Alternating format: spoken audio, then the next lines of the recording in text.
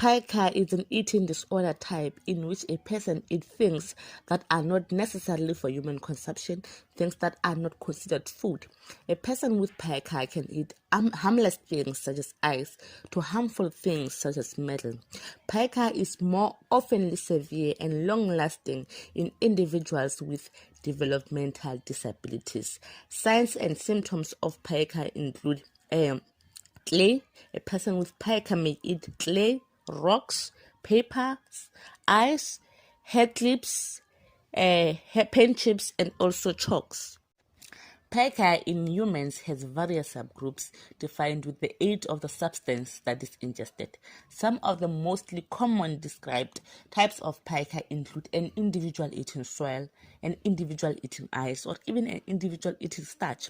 However, pica does not only involve a person eating starch, soil, or even ice. Some people eat other substances such as chips, cigarette butts, ashes, and even hair.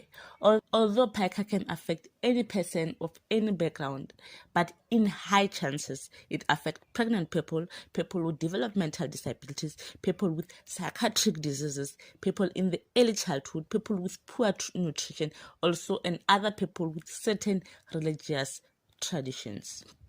According to the DSM-5, a person must first meet these criteria before being diagnosed with pica.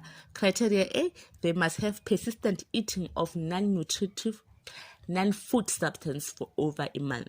Criteria B, the eating of the non-nutritive, non-food substance is inappropriate to the development of the individual.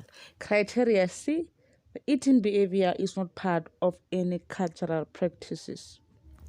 Criteria D, the eating behavior occurs in the context of another mental disorder, e.g. autism spectrum disorder, intellectual disability, or even schizophrenia, or medical conditions such as pregnancy. It is sufficiently severe to warrant additional clinical attention.